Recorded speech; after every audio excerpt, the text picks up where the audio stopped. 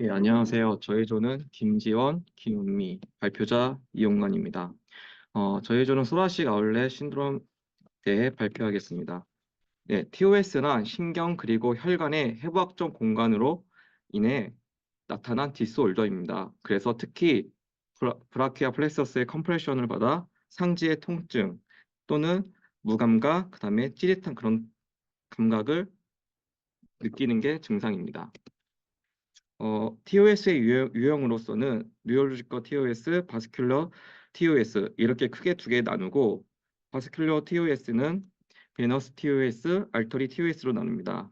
NTOS 같은 경우는 말씀드린 것처럼 C5에서 T1 기원되는 브라키어 플러세스의 컴프레션이 나타나고 VTOS는 서브클라비안 악셔리 베인의 컴프레션 ATS도 알터리 컴프레션도 나타납니다. 퍼센테이지 따지면 거의 9대 1 정도의 비율로 압도적으로 NTOS가 많습니다. 그래서 저희가 환자 케이스도 NTS로 설정하였습니다. 네, 다음은 아나토미 구조적 관점으로 소라식 아울렛 신드롬의 발명 메커니즘 대해 설명하겠습니다. 우선 신드롬의 의미는 공통성 있는 일련의 병적 징후를 나타내는 용어입니다. 그래서 TOS라는 큰 카테고리 안에 공통성 있는 일련의 병적 징후가 세 가지 스페이스에서 나타납니다. 첫 번째로는 인터스칼렌 트라이앵글. 앞에 보시면 안테리어 쪽에 안테리어 스칼렌 머슬이 있고 포스테리어 쪽에는 미드 스칼렌 머슬, 그리고 인페리어 쪽에는 퍼스트 립이 있습니다. 이렇게 각각 삼각형 모양의 스페이스가 이루어서 여기 지나가는 혈관 또는 브라키오 프로세스가 압박을 컴프레션이 되어 앞 목갈비 증후군 스칼렌스 안티쿠스 신드롬이 발생합니다. 그 다음에 두 번째로는 코스토 클라비큘러 스페이스가 있습니다. 안테리어 쪽은 서브스칼리안 머슬, 인페리어 포스테리어 쪽은 퍼스트 립, 안테리어 스칼리안 머슬이 있고 슈페리어 쪽은 클라비클이 있습니다. 이런 스페이스가 생겨 신경이랑 이런 혈관이 지나가면 코스토클라비큘러 신드롬이 걸립니다. 그리고 마지막으로는 서브코라코이드 스페이스가 있습니다. 안테리어 쪽은 팩토럴 마이너스 머슬, 그다음에 포스테리어 쪽은 립 두 번째부터 네 번째, 그다음에 슈페리어는 코라코이드. 그래서 이런 스페이스가 생겨 지나가는 신경과 혈관이 압박이 되면 하이퍼 에이비덕션 신드롬이 걸립니다. 그리고 선천적으로 또 서비컬 립 신드롬이 있는데 이거는 이게 일곱 번째 목표 TP가 비정상적인 형태의 경우 유발되며 주로 팔의 신경과 또 혈관이 압박이 되어 유발됩니다. 그리고 TOS의 원인은 총 네 가지로 이렇게 나누어 봤습니다. 첫 번째는 컨티넨셜, 그다음에 선천적으로 이렇게 나타나거나 두 번째는 트라우마틱, 어떤 교통사고에 의해서 클라비클리 플렉처가 일어나면 신경과 혈관이 압박되면 또 이런 TOS가 유발됩니다. 마지막으로 저희 환자들이 많이 있는 펑셔널적인 그런 반복적인 모션을 통해서 머스 하이퍼트로피, 그다음에 그로 인해서 컴프레션이 걸리면 TOS가 발병됩니다. 네 번째는 이제 암적인 그런 암세포에 의해서 또 압박이 되면 또 TOS에 걸린다고 이렇게 합니다. 그 진단으로는 이제 그래서 TOS 진단법 대해서는 이제 체스트 엑스레이를 뽑을 수 있는데 여기 보시면 클라비클가 오른쪽과 각 클라비클이 있는데 이쪽 부분이 좀 플렉처가 생겨서 어, 혈관과 신경이 압박이 되면 TOS가 걸리고 이 사진 같은 경우는 이제 일곱 번째 TP가 비정상적으로 자라게 되면 또 신경과 혈관 압박되면 TOS에 걸릴 확률이 높습니다. 이거는 비너스 페이지 MRA 엔지오그래피 사진입니다.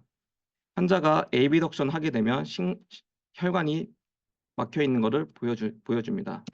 그리고 아직 사진만으로도 정확하게 TOS라 진단이 구분하기가 어려워서 또 정기적 또 진단이 필요합니다.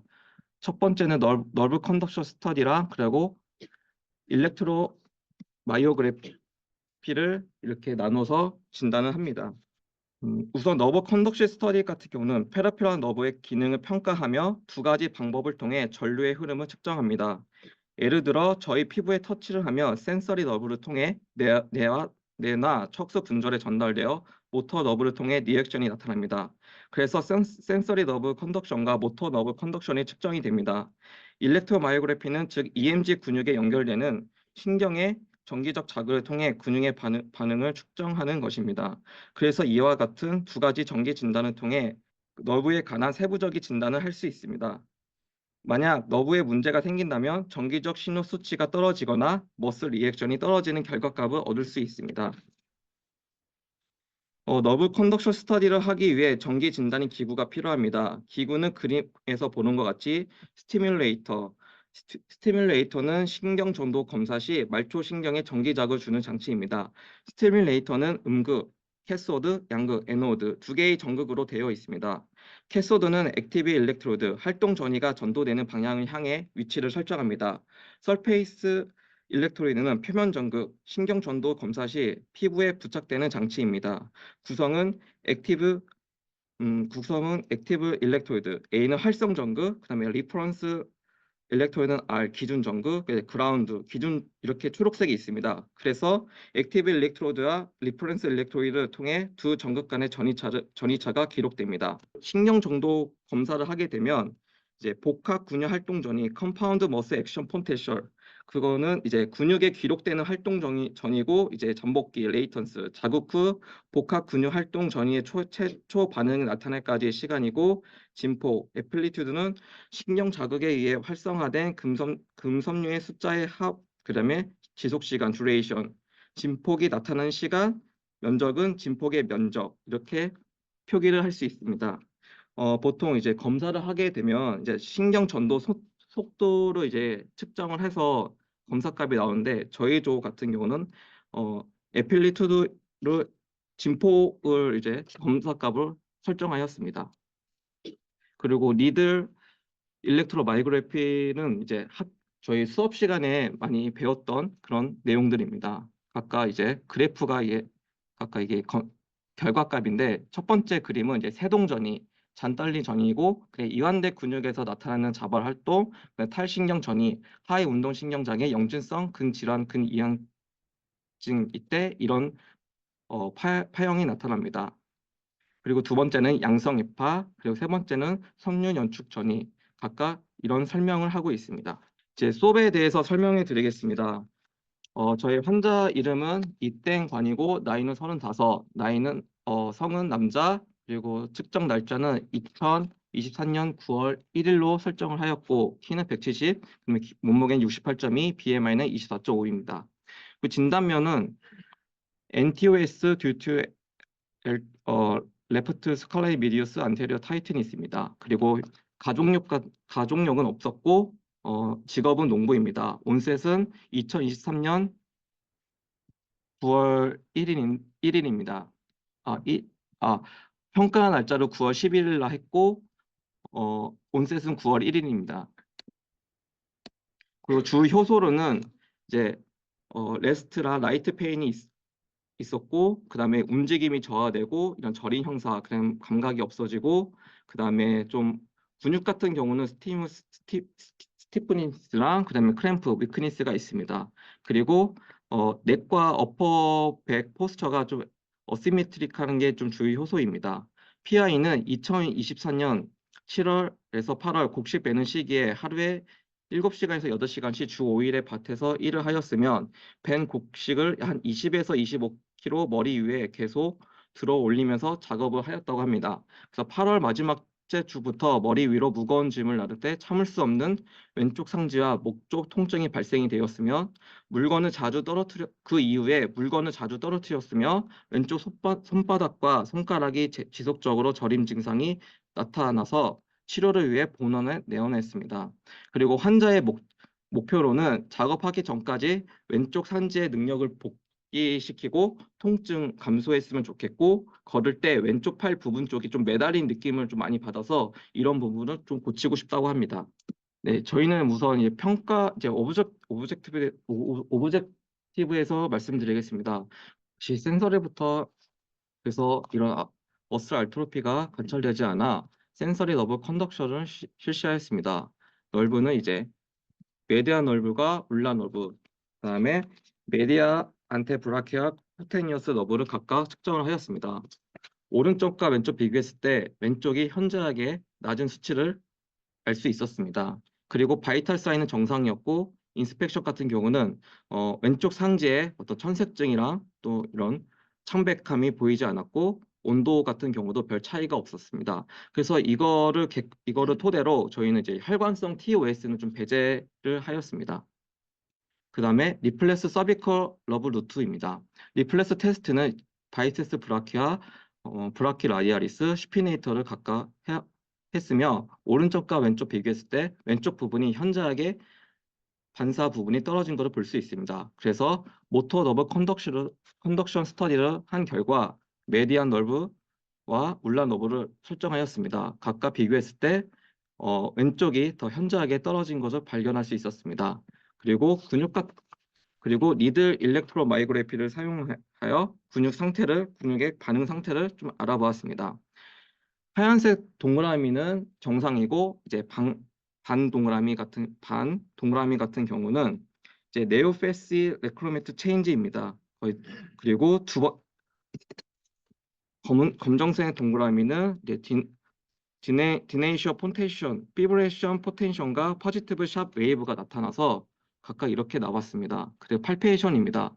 팔페이션 필링 같은 경우는 C3에서 T1 스파이너 세그멘트 레벨에서 좀 팔페이션 텐드니스, 약간 통증을 이렇게 호소를 하였습니다. 그리고 바스 페인 같은 경우는 둔한 통증과 관절적인 통증, 그리고 바스 6으로 이렇게 측정이 되었습니다. 그리고 ROM과 MET입니다. ROM은 사이드 밴딩, 사이드 로테이션보다 정상 오른쪽보다 훨씬 떨어진 것을 확인할 수 있었고 숄더의 움직임도 많이 떨어졌습니다. MET도 각각 33 이렇게 나왔습니다. 그 CT 이미지입니다. 클라비클, 베인, 알터리, 립 1, AB덕션 한 경우 클라비크가 움직이면서 각각 식량과 하얀색 화살표가 브라키에 플레이했습니다. 이렇게 클라비카 AB덕션 하면서 클라비카 움직이면서 각각 신경과 혈관들을 움직인 것을 확인할 수 있었습니다. 포스처와 게이트입니다. 이 사진과 본과 같이 숄더 거들이 약간 좀 디프레션이 되는 것을 확인할 수 있었고 그리고 정상 사진에서는 왼쪽으로 약간 사이드 밴딩과 로테이션을 좀 확인할 수 있었습니다. 그리고 게이트 같은 경우는 정상이었으며 게이트에서 스윙 모션 할 때 좀 왼쪽 팔이 움직임이 없다는 것을 확인할 수 있었습니다. 그리고 더 정확하게 판단하기 위해선 스페셜 테스트를 사용했습니다. 그리고 각각 감별 진단하기 위해서 딱 세 가지를 골랐는데 왜냐하면 왼쪽 팔을 올렸을 때 환자가 통증을 호소했기 때문에 숄더의 임피지먼트과 그다음에 숄더 인스테빌리티 그리고 목적 부분에 다 감각에 대한 그런 신경 증상이 나타났기 때문에 디스크를 또 감별하기 위해서 디스크 테스트를 각각 진행하였는데 각각 네가티브가 나왔습니다. 그리고 저희가 NTOS의 스페셜 테스트를 진행한 결과 아담스 테스트, 할라스테 테스트, 오버헤드 스트레스 테스트 결과 포지티브가 나왔습니다. 이제 각각 스페셜 테스트한 설명입니다. 설명 같은 경우는 이제 아담스 테스트만 설명해 드리겠습니다. 검사 방법은 환자의 정상 자세에서 맥박을 체크하고 환자의 머리를 검사하고자 하는 방향으로 돌리게 한다. 그 다음에 검사하고자 하는 팔을 이스텐션 시키고 환자에게 심호흡을 시키면 노동맥의 맥박을 체크를 하게 되면 NTOS 같은 경우는 이제 페인을 느낀다고 합니다. 그 민감도가 각각 특이도가 이렇습니다. 이거는 할라스테 테스트고 루스 테스트입니다. 그래서 어세스먼트입니다. 저희 프라임 리스트는 총 6가지를 뽑아왔습니다. 숄더와 넥페인은 바스 U, 그리고 왼쪽 상지에 LRO에 MAT가 3이 나왔고, 그리고 왼쪽 상지에 슈퍼피셜 딥 센서리아 그레이드 1, 네, C3에서 C7의 머슬에 대한 스티프니스 클램프, 그 다음에 통증을 프라임 리스트 정했고, 그 다음에 C5에서 C8는 이제 팅글리 너브니스. 그래 마지막으로는 이제 비대칭 자세를 이렇게 뽑아왔습니다. 그다음에 쇼통골과 로통골을 정했는데 쇼통골 같은 경우는 페인 컨트롤을 바스 3에서 2로 감소시키고 그리고 LROM 같은 경우는 ROM 증진 그 다음에 자세에 대한 교정, 그 다음에 이런 감각에 대한 다시 회복할 수 있도록 하는 게 쇼통골입니다. 로통골 같은 경우는 MNT가 3에서 4로 증가시키고 센서리 그레이드는 1에서 2, 한 2에서 3 정도 정상까지 회복하고 그 다음에 머슬 힘성 같은 거는 이제 많이 감소시키고 이제 정상적으로 직장으로 복귀하는 게 로통골입니다. 저희 수업 플랜을 말씀드리겠습니다. 저희 총 7호 세션은 6주간 진행하였고 일주일에 3번, 그다음에 한 세션당 50분을 진행하였습니다. 그래서 1, 2주의 저희 플랜 목적은 페인 컨트롤과 RON 약간의 증진, 그다음에 이런 저림 증상 저림과 무감각을 이제 감소시키는 것입니다. 그래서 이런 텐스를 사용했습니다. 페인 컨트롤하기 위해 텐스를 사용했습니다. 그리고 또 페인 컨트롤하기 핫팩을 이렇게 또 사용했는데 이 제가 논문을 찾아봤는데 좀 브라질 거기 피지오테라피 거기에서 텐스랑 같이 핫팩을 같이 사용하게 되면 좀 만성 통증이 많이 감소된다는 그런 논문을 찾아서 이 근거로 치료에 적용해 보았습니다. 그리고 저희 RON 증진하기 위해서 PRON 운동을 실시하였습니다. 그래서 각각 5번 그리고 3세트 이렇게 진행하였습니다. 그리고 넓은 의사 팅글리 디크리싱을 이제 감소하기 위해서 EST를 사용했습니다. 그 다음에 3, 4주입니다. 3, 4주의 목적은 머슬 리에듀케이션과 스트레칭, 그 다음에 포스처 컬렉션 엑서사이즈입니다. 스트레칭 엑서사이즈는 스칼렛 머슬과 팩토러스 머슬, 트라페즈 머슬을 각각 스트레칭 운동을 하였습니다. 그리고 환자가 최대한 편하게 호흡할 수 있도록 계속 유도를 하였습니다. 그 다음에 자세 교정 운동입니다. 이거는 슬로츠 오버 컬렉트 엑서사이즈입니다. 처음에 그냥 힘을 빠진 상태에서 이제 등을 올린 다음에 고개를 이제 뒤로 빠지고 빠지고 그 다음에 이제 한 4, 5초 정도 유지를 한 다음에 다시 힘 빠는 그런 형식으로 진행하였습니다. 그리고 환자 같은 경우는 이제 상지 쪽에 근육이 많이 타이트해지기 때문에 흉식 호흡하지 않도록 지시를 하였습니다. 5주, 6주의 운동 목적은 이제 머슬 스트렝스가 이제 코어 머슬 엑서사이즈, 그다음에 홈 엑서사이즈 프로그램, 그다음에 ADL 에듀케이션입니다. 약간 근력 스탠스를 유지하기 위해서 세라밴드 엑서사이즈를 사용했습니다. 그래서 프러시마 파트과 디스타 파트를 각각 나눠서 진행하였고 로테이트 커프, 그다음에 앞, 앞쪽과 뒷 머슬을 이렇게 근력을 향상시키는 운동을 하였습니다. 그다음에 코어 머슬을 활성화하기 위해서 ADIM 운동과 브레이스 운동을 하였는데 이거를 왜 하게 됐냐면 환자분 같은 경우는 이제 무거운 짐을 많이 드는 직업을 가졌기 때문에 골반과 유추 안정화가 필요하기 때문에 코어 머슬 액티베이션 운동을 실시하였습니다. 그리고 신경근 재교육을 하기 위해서 팔 굽혀펴기랑 그다음에 리드미 스테빌리제이션, 폴리 운동 각각 운동을 진행하였습니다.